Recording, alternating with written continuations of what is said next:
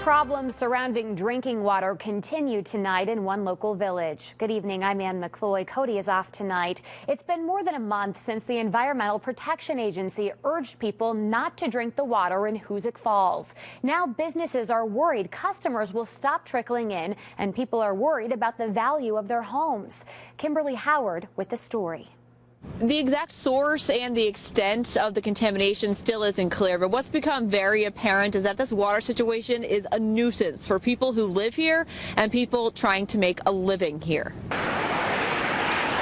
If you take a drive to Hoosick Falls, you'll probably pass by Bianca's Pizza. No doubt, no doubt. Where owner John Baccaro is still making dough.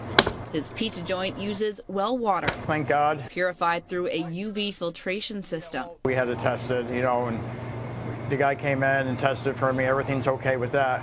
But I just feel bad for the people in town.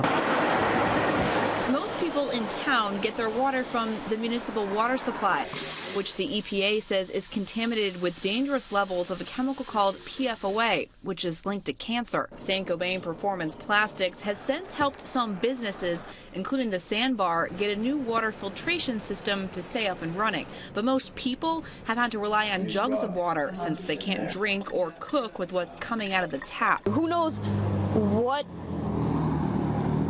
the water did to people living here prior to finding out. Kathleen King is happy she moved to Massachusetts in October, but she still has to put her Hoosick Falls house onto the market. Hopefully within the next 2 months. Adding it to a village that's already seemingly saturated with for sale signs and foreclosures. Our home is not nearly worth what we even paid for it. So it's going to take a loss. As long as it's, as long as we can get what, we owe on the house, I don't really care. The village is in the process of getting a temporary water filtration system in place for all the residents here, but that's not going to happen until February. Saint-Gobain is paying for that. They're also paying for a permanent water filtration system, but that won't be completed until the end of October.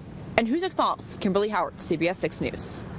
As the investigation continues into the cause of the contamination there, the state health department is urging people in the area to have their private wells tested as well. You can set up a time for the department to come by calling 402-7860.